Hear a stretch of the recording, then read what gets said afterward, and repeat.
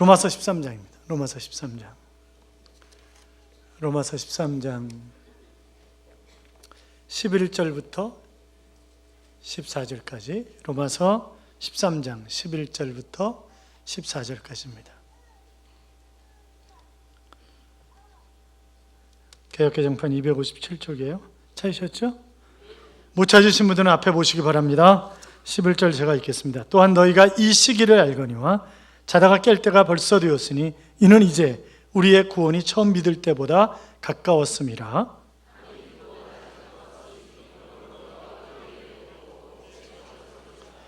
낮에와 같이 단정히 행하고 방탕하거나 술 취하지 말며 음란하거나 호색하지 말며 다투거나 시기하지 말고 주 예수 그리스도로 옷 입고 정욕을 위하여 육신의 일을 도모하지 말라. 아멘. 같이 인사하시죠. 주의 이름으로 잘 될 것입니다. 더 잘 될 것입니다. 끝없이 잘 될 것입니다. 아멘. 잘 되실 줄로 믿습니다. 타이완을 강타해서 수백 명의 사상자를 낸 슈퍼태풍 네파탁이 어제 오후에 중국 남동부 해안에 상륙을 했습니다. 그래서 22만 명이 대피를 했다고 그러죠. 태풍은 소멸했지만 비와 바람이 우리나라에 영향을 미쳐서 오늘 오후부터 제주도가, 그리고 내일은 충남 이하가 전부 비바람이 몰아칠 것이라고 얘기를 합니다. 그리고 화요일 날은 전국적으로 비바람이 올 것이라고 하는데 피해가 없었으면 좋겠습니다. 어제도 굉장히 더웠고 오늘도 굉장히 덥습니다. 제일 시원한 데는 교회입니다. 교회가 제일 시원합니다. 피서하실 분들은 어디로 오시면 돼요? 교회로 오시면 돼요. 교회로. 어떻든 이 폭염주의보도 그렇고 이 건강이 걱정인데 여러분 건강하시기 바랍니다. 그 어떤 아이가 이런 글을 인터넷에 써놨더라고요. 어느 집에나 이제 거실에 소파가 있잖아요. 그러면 소파에 누워서 텔레비전 보는 사람은 누굽니까? 아빠가. 자기네 집도 디귿자형 소파라는 거예요. 그런데 아빠는 길게 누워서 텔레비전을 보시고 자기네들은 양쪽에 디귿자 소파니까 양쪽에 앉는다는 거죠. 그럼 엄마는 소파에 뭐 앉을 자리가 없잖아요. 애들 둘이 하나씩 양쪽에 앉고 아빠 딱 누워있고 이러니까 엄마는 늘 그냥 바닥에 앉는데, 그런데 본의 아니게 엄마가 머리를 자꾸 왔다 갔다 함으로 말미암아 이 아빠가 텔레비전을 보는데 자꾸 가리게 된다는 거죠. 그러면 아빠가 얘기를 한답니다. 어이, 돌 좀 치워. 그렇게 얘기한다. 그런 엄마가 아니야, 슈퍼컴퓨터야. 그렇게 얘기를 한다는 거죠. 그러면서 이제 웃어넘기고 그러는데 어느 날 아주 중요한 그런 축구 경기가 있었는데 그것을 보는데 누가 카메라 앞에 서가지고 이게 안 보이는 거죠. 뒤통수가 비춰지고 이제 정말 중요한 게임이 정말 중요한 순간인데 그런데 안 보이는 거예요. 그러니까 이제 아들 둘이 어떤 놈이 말이야 머리통을 저기다 들이밀어가지고 안 보이냐고 막 떠드는데 평상시 같으면 돌 치워라면 난리를 쳤을 아버지가 가만히 계시더래요. 엄마는 이제 기도하러 방에 들어가 계시는데, 그러니까 엄마는 뭐 그냥 나는 텔레비 안 본다고 방에 들어가서 기도하고 계시는데 막 아버지는 아무 소리도 안 하고 자기네 둘이 막 열받아가지고 막 그러는데 이제 머리를 치운 거예요. 그랬더니 아버지가 한마디를 하더라는 거죠. 야, 니네 엄마 안방에 있나 가봐라. 그러더라는 거죠. 뭔 얘기인지 모르세요? 여러분, 더워서 정말 짜증나는 그런 때입니다. 옆에 사람은 다시 인사하겠습니다. 우리 싸우지 말고 잘 지냅시다.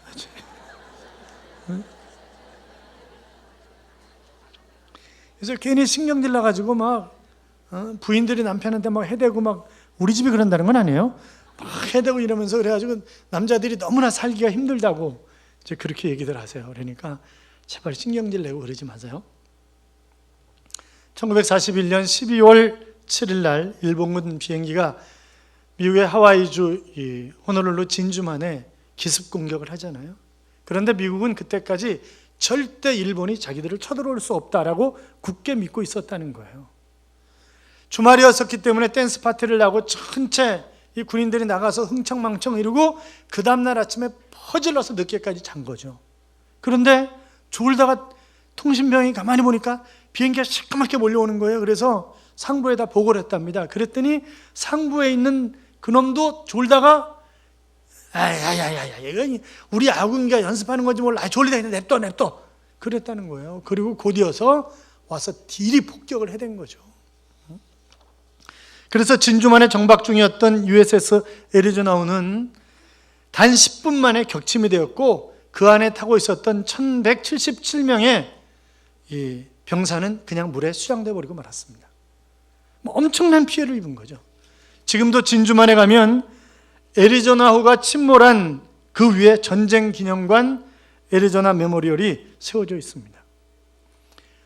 여러분, 그곳은 천연의 요새라고 할 만큼 그들이 정말 잘 준비해 어떤 재난에도 피할 수 있도록 준비한 그런 진주만이었습니다. 그런데 졸은 것 때문에 결국 그 진주만은 완전히 피박살이 난 것입니다. 정신 차리고 졸지 않은 몇 사람만 있었다고 한다 할지라도 그렇게 피해를 입지는 않았을 거라고요. 그런데 여러분, 우리가 졸 때가 많아요. 졸 때가. 요새 전부 교통사고 오는 건 뭐예요? 졸다가. 그러니까 졸다가 아니면 핸드폰 보다가.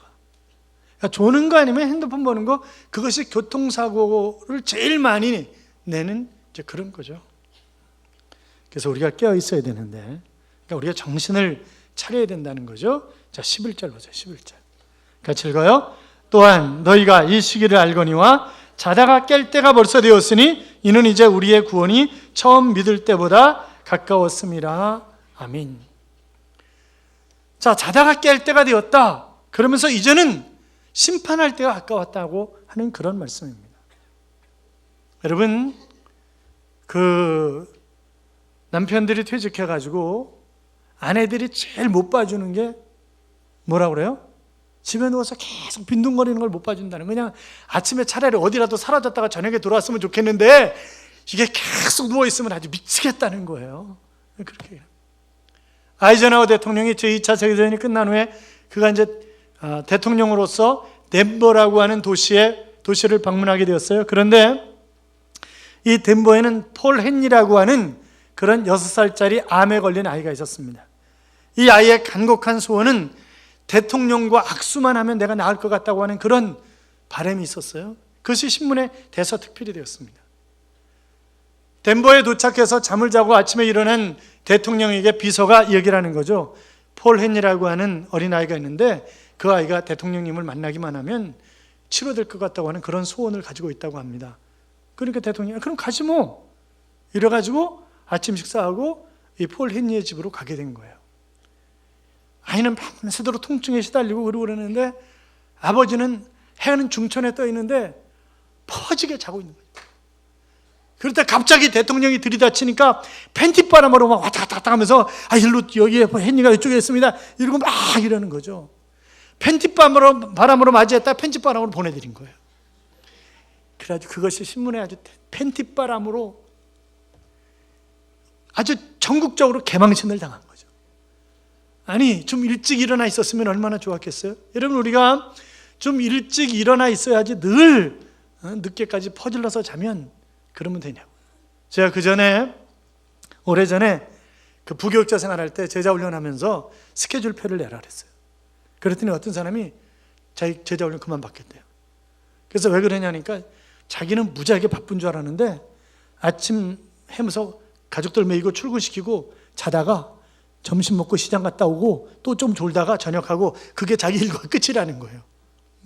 그래서 도저히 이거 못 내겠다고 막 이제 그러면서 그만둔 그런 유아무개 집사님이 생각이 나는데, 여러분, 이 잠이라고 하는 것이 잠은 잘수록 더 늘잖아요. 잠은 잘수록 더 늡니다.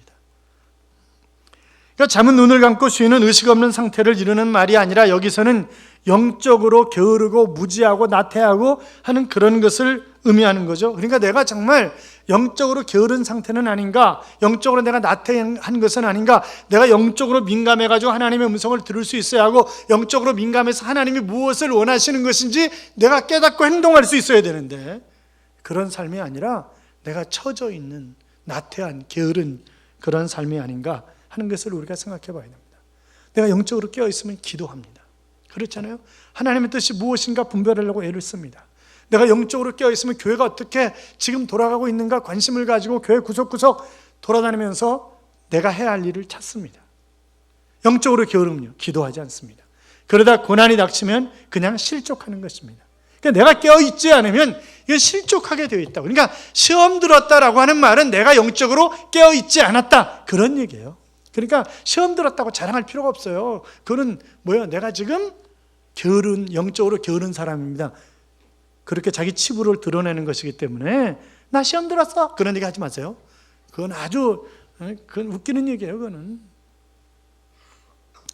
자, 자다가 깰 때다. 그런데 자는 사람은 감각이 무디잖아요. 물론 저는요 정말 예민하기 때문에 자다가 바스락 소리만 나도 그래도 일어나요, 이렇게 얘기하는 사람은 깊은 잠에 안 든 사람이에요. 깊은 잠에 들면 누구나 다 이거 분간을 잘 못하게 돼 있어요. 심지어는 어버가도 모르는 사람도 있다고 그러는데, 자, 이 깨어나라, 깨어있으라라고 하는 말은 영적으로 깨어있고 내 자신을 돌아보고 회개하고 하나님이 원하시는 길을 걸어가라라고 하는 그런 말 아니겠어요? 그래서 회개라고 하는 말은 내가 영적인 무감각한 상태에서 이제 깨어나서 완전히 방향을 턴하는 것입니다. 그러니까 내 생각과 내 삶의 방향을 완전히 바꾸는 것, 그것을 우리가 회개라고 하는 그런 단어를 쓰는 것이라고요.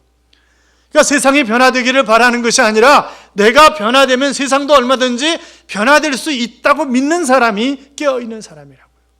사랑하는 여러분, 깨어있으시기 바랍니다. 내가 영적으로 깨어있어야 됩니다. 뿐만이 아니라 한 걸음 더 나가서, 자, 12절 보세요. 같이 읽어요. 밤이 깊고 낮이 가까웠으니 그러므로 우리가 어둠의 일을 벗고 빛의 갑옷을 입자. 아멘. 자, 어둠을 벗고 빛의 갑옷을 입자 그랬어요. 세상은 굉장히 악한 세상입니다. 죄악 많은 세상에서 우리가 살아가는 것 자체가 기적이다, 그렇게 이야기할 정도입니다. 올바른 삶을 살아가는 것이 너무 힘들다고 이야기를 합니다. 자, 이 죄악된 세상에서 살아가는 사람들의 태도를 보면 대개 세 가지라고 얘기하죠. 첫째는 세상이 어둡기 때문에, 그리고 모두가 다 어두운데 나 혼자 잘난 척 해봤자 무슨 의미가 있냐 이게. 내가 올바르게 살아간다고 다른 사람이 나를 알아주냐, 나를 왕따 당할 뿐이야, 그러니까 나도 적당히 섞여서 그냥 살아가는 거야, 그러면서 어두움 속에서 죄짓고 살아가는 그런 그룹이 있습니다.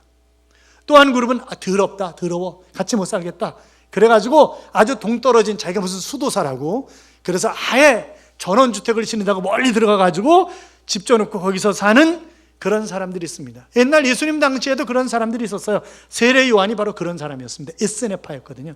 근데 그 당시에 에스네파가 바로 그런 사람들의 부류입니다. 또 한 그룹은 칠흑같이 어두운 밤에 한 줄기의 빛만 비치면 거기가 밝아지는 것처럼 내가 빛으로 살아가면 얼마든지 점점 세상은 밝아질 수 있다고 생각하고 빛으로 살아가려고 애쓰는 그런 그룹이 있습니다. 여러분은 첫 번째 그룹입니까? 두 번째 그룹입니까? 세 번째 그룹입니까? 1, 2, 3번을 왔다 갔다 하는 그런 그룹입니다.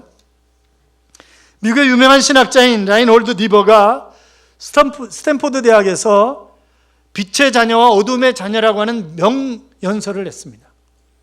그 가운데 이런 얘기가 나와요. 빛의 자녀란 자신의 이상을 넘어서는 것을 인정하는 것, 그것이 바로 빛의 자녀다. 그러나 어둠의 자녀는 자신의 이상 이하로 그것을 인정한, 그 위의 것은 인정하지 않는 것, 이 사람이 바로 어둠의 자녀다 하는 그런 얘기를 했습니다. 여러분, 우리가 꿈꾸고 행복하고 아름다운 그런 세상을, 그리고 하나님이 열어주실 그런 아름다운 미래를 우리가 생각하면서 열심히 뛰어야 되는 그런 사람이지, 내 미래가 희망이 없다 이렇게 생각하면서 살면 안 되는 거잖아요. 로마서 15장 13절에 보시면 하나님이 어떤 하나님이시라고요? 소망의 하나님이. 그러니까 하나님은 어떤 하나님이에요? 소망의 하나님. 그러니까 우리가 늘 하나님을 의지하고 하나님과 동행하는 삶을 살아간다면 소망을 가지고, 하나님이 우리에게 주시기를 원하시는 것은 재앙이 아니라 우리의 미래와 희망이다. 성경은 그렇게 말씀하고 있습니다. 그러면 우리가 우리 미래에 대한 희망을 가지고 살아야 되는 거잖아요. 그런데 그냥 대충 섞여서 살아가려고 한단 말이죠. 그 뉴욕에 살던 처녀가 등대지기 청년이었던 제이콥 워커하고 결혼을 했어요. 여러분, 바닷가에서 일평생 사는 게 정말 늘 황홀하고 행복하고 그럴까요? 여름 휴가 때 보면 바닷가로 많이 가잖아요. 그건요, 한 달이면 좋게요. 그렇잖아요? 그 남자들이 늘 그럽니다. 은퇴해서 시골에 들어가서 한적한 곳에서 책이나 읽고, 부인은요 미칠 노릇이야. 그거는 절대 부인한테 그런 얘기 하지 말아요. 부인은 절대 거기 들어가서 안 살아요. 그렇잖아요. 당신 혼자 가라고 그래요. 안 삽니다. 절대. 도시에서 같이 어울려서 살려고 그러지 혼자 가서. 그러니까 이 친구가 등대지기한테 시집을 하는데 처음에 와가지고 연애할 때는 등대에서 바다를 지나가는 배 쳐다보고 바다 쳐다보면서 너무나 황홀하고 좋았는데 하루 이틀 지나면서 보니까 그게 아니란 말이죠. 그러니까 짐을 안 푸는 거예요. 그 시집 올 때 가져온 짐을 안 푸는 것입니다. 그러다가 이제 뭐 이런저런 얘기 나누고 이 내 남편이 왜 사는가, 삶의 이유가 바로 이 등대 때문에 사는구나 하는 것을 알고 이제 적응해 가기 시작하는 거죠. 그리고 이제 그래 정말 여기서 행복을 찾자 그리고 살아가는데 남편이 병에 걸렸습니다. 워커가. 그래서 스테든 아일랜드 병원에 갔더니 폐병이었고 결국 그래서 그는 폐병으로 죽습니다. 그때 아내의 나이가 29살이었습니다. 근데 죽어가면서 간곡하게 부탁하는 거예요. 여보, 등대를 부탁하오. 등대를 생각하시오. 부디 등대를 부탁하오. 이러고 죽는 거예요, 남편이. 그래서 어쩔 수 없이 남편의 무덤을 등대 위에다 썼어요. 등대 위에다 남편의 무덤을 그리고 쓴 거예요. 그리고 맨날 쳐다보는 거예요. 그런데 이 여인이 언제까지 등대를 지키냐면 만 70세까지 등대를 지킵니다. 그러니까 41년 동안 등대지기를 하는 거예요. 물었어요, 기자가. 아니 어떻게 만 70세까지 등대지기로 살아갈 수 있었습니까? 라고 물으니까 전들 왜 무트로 나가고 싶은 마음이 없었겠습니까? 그런데 그때마다 저 위에 있는 저 양반이 여보 등대를 부탁해. 등대를 생각해줘. 부디 등대를 부탁해. 그것이 귓전을 때려서 제가 나올 수가 없었습니다. 그렇게 얘기를 하더라는 거죠. 여러분 누군가가 등대지기가 있어야 배가 원만하게 항해를 할 수 있는 것 아니겠어요? 그렇잖아요? 빛이 있어야 칠흑같이 어두운 밤에도 그 빛 때문에 우리가 활동할 수 있는 것 아니냐고. 그러니까 누군가가 빛이 되어줘야 하는데 성경은 너희가 세상의 빛이라 그렇게 말씀하셨다고. 우리가 세상의 빛이라는 거예요. 너희가 세상의 소금이라는 거예요. 그래서 하나님은 우리가 빛된 소금된 역할을, 그래서 어두움을 밝히는 그런 역할을 우리가 감당해 주기를 하나님은 간곡하게 원하고 계시는 것입니다. 한 걸음 더 나가서 자 13절 보세요. 13절 같이 읽어요. 낮에와 같이 단정히 행하고 방탕하거나 술 취하지 말며 음란하거나 호색하지 말며 다투거나 시기하지 말며. 자, 단정히 행하라고 하는 말은 올바르게 생활하라 그런 말이죠.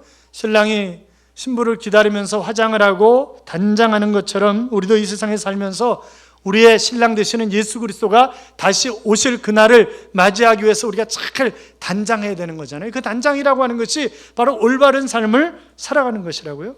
이 방탕과 술 취하지 말라 그러는데 갈라디아서 5장 21절에 보시면 이런 말씀이 있어요.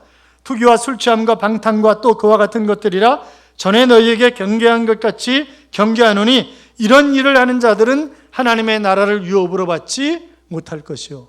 자, 그러니까 술 취하고 방탕하고 음란하고 시기하고 질투하고 이런 사람들은 하나님의 나라에 들어갈 수 없다라고 하는 것입니다. 정말 무서운 말이죠. 그렇잖아요. 하나님의 나라에 들어갈 수 없다는 거예요. 그러니까 하나님의 나라 이 천국을 유업으로 받기 위해서는 그런 모든 것들을 술 취하고 방탕하고 시기하고 이런 거 다 내던져 버려야 된다는 거죠. 그래야 내가 하나님의 나라를 유업으로 받을 수 있지 그렇지 않으면 받을 수 없다라고 하는 것입니다. 에베소 5장 18절에 보시면 술 취하지 말라 이는 방탕한 것이니 오직 성령의 충만함을 받으라. 이건 하나님의 명령이죠. 충만함을 받으라는 거예요. 계속해서 충만하라는 거예요. 왜? 우리는 계속해서 충만하지 않을 수 있어요. 어떤 때는 충만했다가 또 어떤 때는 고꾸러졌다가 이게 내가 구원받은 거 아닌가 막 의심이 들 정도였다가 또 어떤 때는 또 세상을 다 잡아 삼킬 것 같은 그런 믿음을 가지고 죽기 살기로 일했다가 어느 날에 또 안 보여요, 교회에. 왜 그러냐면 시험 들었대. 그래서 안 나온대. 그러니까 왔다 갔다 한단 말이죠. 그래서 성경은 계속해서 충만하라 하는 그런 말씀을 하고 있는 것을 우리가 보게 됩니다. 여러분 술 취해 사는 사람들이 얼마나 많은지 몰라요. 제가 삼성 아파트에 살다가 지금은 이제 상계역 앞에 있는 아파트에 살고 있는데 삼성 아파트 살 때도요 요 동네에서 얼마나 새벽 2시, 3시에 시끄럽게 구는지 몰라요. 야, 막 소리 지르고 야 이 자식아 뭐 이 야 이 자식은 표준어를 쓴 거예요. 지금 뭐 말도 안 되는 욕을 가지고 막 해댑니다. 그 사람은 어떤 사람입니까? 술 취한 사람이에요. 혼자 그러는 사람도 있어요. 둘이서 싸우는 사람도 있어요. 다 술 취한 사람이에요. 지금은 이제 그렇지는 않지만 그래도 거기 상계역 앞에가 뭐 술 먹자 골목이잖아요. 근데 어쩌다 보면 또 그런 사람이 있어요. 또 그러면 막 소리 지르고 막 뻔해 술 취한 사람이에요. 여러분, 술 때문에 사고 납니다. 술 때문에 병듭니다. 술 때문에 심판을 받습니다. 마지막 멸망을 당한다 그랬습니다. 술 드시는 분, 유초등부, 유치부 아이들을 둔 부모님 여러분, 애들이 다 고발합니다. 와서 애들이 다 우리 집 냉장고 문에 목사님 캔 맥주 들어있어요, 뭐 들어있어요, 다 애들이 고발해요. 엄마 아빠가 어제 술 마시고 밤에 싸웠어요. 그것까지 다 와서 얘기를 합니다. 그러니까 우리가 술 취하지 말고 방탕하지 말고 우리가 열심히 땀 흘려서 일해서 일한 만큼 우리가 대가를 얻고 그렇게 살면 되는 거잖아요. 그렇잖아요. 미국의 조지아주의 평범한 자동차 수리공이었던 폴 쿤이라고 하는 사람이 있었어요. 어느 날 어머니가 로또를 사다 주셨어요. 그런데 그 로또가 260억 원짜리에 당첨이 된 거예요. 하여튼 우린 돈엔 관심이 없어. 260억에 당첨이 됐어요. 이 사람 뭐 하겠어요? 자동차 수리공이었어요. 회사 인수했어요. 자동차 판매 회사 겸 수리공장을 했어요. 어떻게 됐겠어요? 망했어요. 완전히 거지가 돼가지고 10년 만에 완전히 이혼하고 완전히 깡통 찬 거예요. 우리나라도 마찬가지잖아요. 그 연구한 거 있잖아요. 로또 당첨된 사람들이 어떻게 살고 있는가 전부 조사했더니 정상적으로 사는 사람이 아무도 없다는 거예요. 그런데 우리 마음은 어때요? 그래도 당첨되고 싶다. 그것이 우리 마음이잖아요. 그래서 늘 사는 사람들이 있잖아요. 늘 사는 사람들이 망하는 거예요. 다 거의 다 이혼하고 다 망하는 거예요. 그러니까 하나님은 땀 흘려서 일하기가 싫거든 먹지도 말라 그렇게 말씀하셨는데, 땀 흘려서 일해서 먹고 살기를 원하시는 거지 불로소득을 하나님이 원하시는 것이 결단코 아니라고요. 그렇잖아요. 최근 청소년 선도에서 조사한 결과에 따르면 유흥 윤락업소에 10대 소녀들이 몇 명이나 되느냐? 50만 명이 넘는다는 것입니다. 10대 소녀, 지금 고등학교에 있어야 할 아이들이, 고등학교, 중학교에 있어야 할 아이들이 유흥업소에 가서 술 따르고 몸을 팔고 하는 아이들이 50만 명이 넘는다는 거예요. 참 기가 막힐 노릇 아니겠어요? 여러분 보세요. 광고지에 보세요. 얼마나 많은지 몰라요. 월 300만 원 보장, 이런 것들이 얼마나 많은지 몰라요. 주간지 이런 데 보면, 벼룩시장도 마찬가지고 다 보면. 그러니까 그냥 학교 다니는 공부하기 귀찮고 그러니까 편안하게 쉽게 살겠다는 거예요. 그리고 자기 몸 파는 거죠. 가서. 수많은 사람들이 방탕합니다. 술에 취합니다. 처음에는 사람이 술을 먹지만 두 번째는 술이 술을 먹습니다. 세 번째는 술이 사람을 먹습니다. 그렇잖아요. 그래서 영국 속담에 폭음은 어떤 사람을 바보로 만들고 어떤 사람을 짐승으로 만들고 어떤 사람을 악마로 만든다 라고 하는 그런 속담도 있습니다. 우리나라 보건사회연구원이 밝힌 통계에 의하면 한국 남자들의 83%가 술을 마신답니다. 여자는 얼마나 마실까요? 여자는, 성가대 여러분, 여자는 얼마나 술을 마실까요? 여자는 몇 퍼센트나 마실 것 같으세요? 10%요? 천만의 말씀이에요. 53.9%의 여자들이 술을 마시는 거예요. 술만 마시나요? 담배 피는 여자들도 무지하게 많아요. 제가 언젠가 교수들하고 함께 숙명여대학교 앞에 카페에 들어가는데 여자들이 그 담배 그 방울 만드는 거 있잖아요. 별짓을 다 하고 있더라고 거기. 그러니까 들어가니까 뭐라는, 그러더니 싹 눈으로 째려보더니 아유 꼰대들이 여기 오네. 야 여기도 끝났다 야. 이러고 일어서는 거예요. 그러니 거기 어떻게 앉아 있겠어요?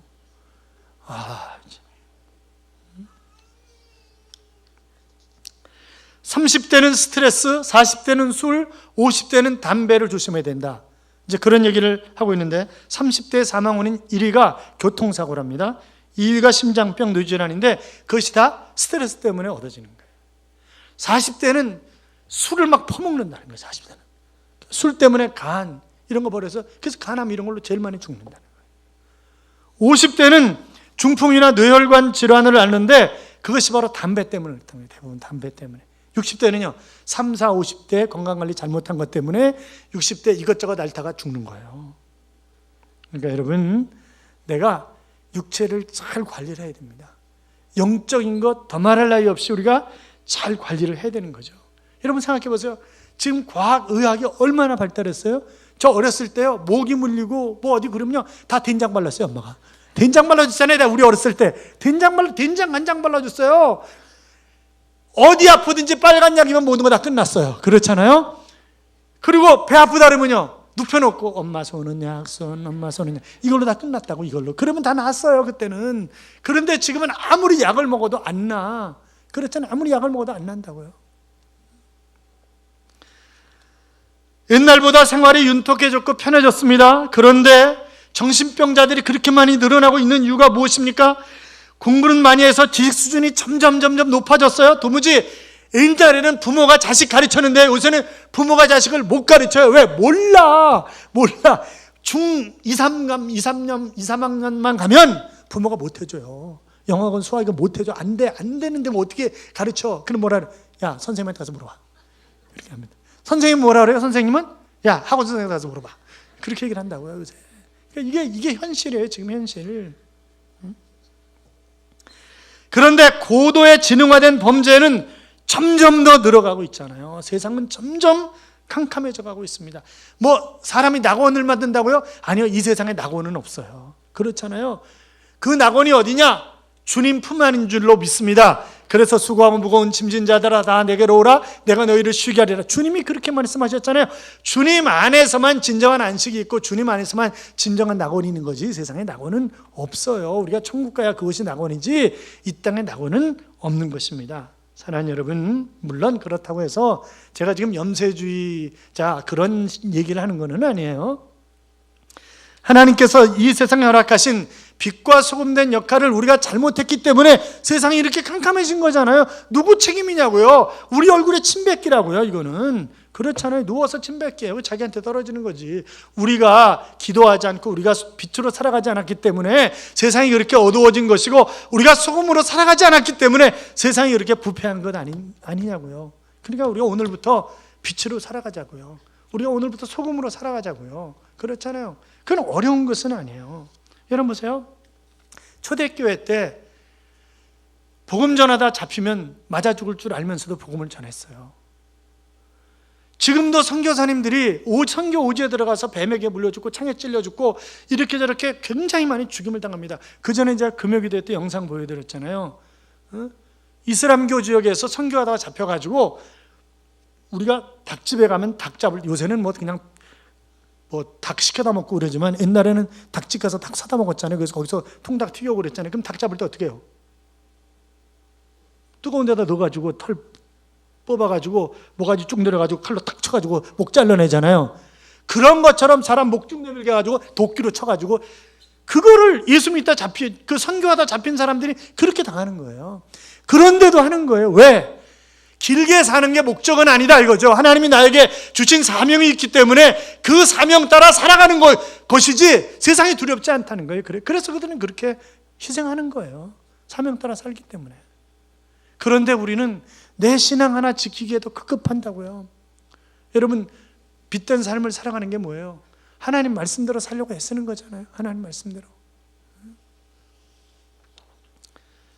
보면 예수님처럼 33년 사셨지만 다 이루었다 이렇게 말씀하신 분도 있지만, 그러나 80, 90 살면서 헛되다 이렇게 가는 사람도 있잖아요. 그렇잖아요. 그러니까 우리가 사람은 하루씩 살아가는 것이고 매일 새로운 날을 살아가는 거예요. 그리고 하나님이 원하시는 하나님의 뜻대로 살아야 되는 것이 우리가 당연히 해야 할 일이잖아요. 여러분, 군인이 제일 멋있을 때는 언제예요? 군복 입었을 때예요. 그건 소방관도 마찬가지고 경찰관도 마찬가지고 학생도 마찬가지고 제복을 입었을 때 제일 멋있는 거라고요. 그러니까 우리는 그리스도인으로서 제복을 입어야 되는데 그게 뭐라는 거예요? 빛의 갑옷이라는 거잖아요. 그 14절 가면 그것은 예수 그리스도로 옷 입는 것이다, 그렇게 말씀하고 있는 것을 우리가 볼 수 있단 말이죠. 사랑하는 여러분, 내가 그리스도로 옷 입었기 때문에 나는 전혀 새로운 사람이 된 것입니다.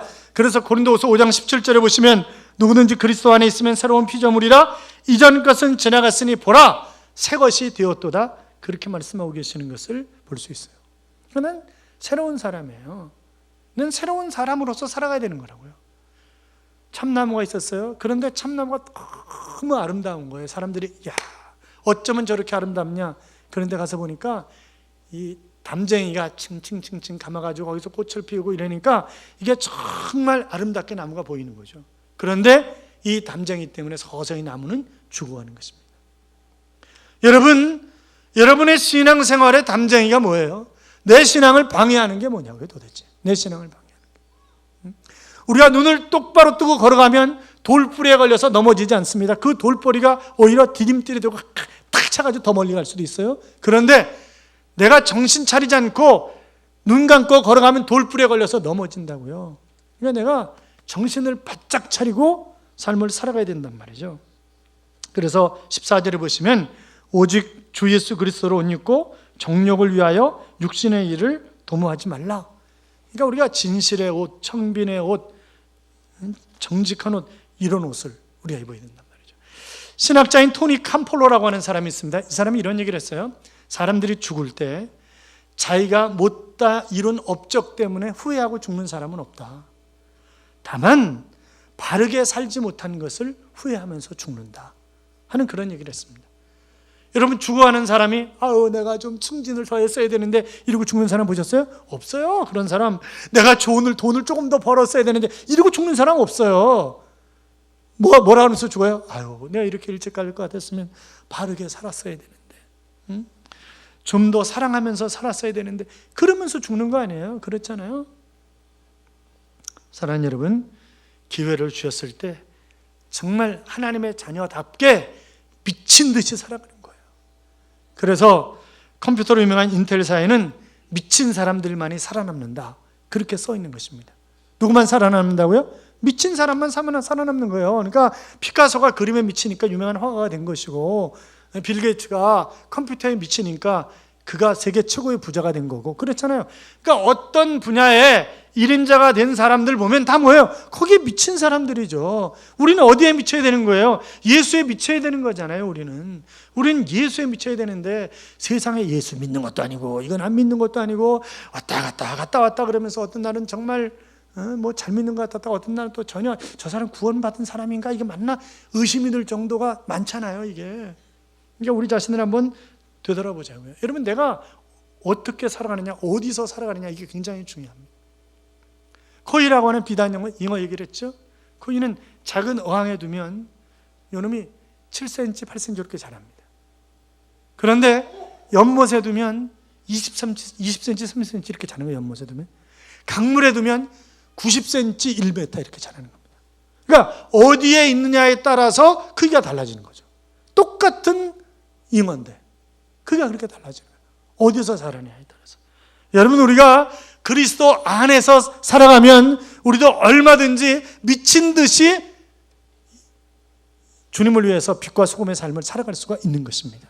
그런데 내가 세상 속에서 살아가면 그러면 절대 빛과 소금의 역할을 감당할 수가 없는 거죠. 사랑하는 여러분, 내가 어떤 상황 가운데 있다 할지라도 그 환경이 문제가 되지 아니하고 나는 만군의 여호와의 이름으로 달려가노라라고 외쳤던 다윗의 고백처럼 우리가 그렇게 외치면서 달려가는 삶.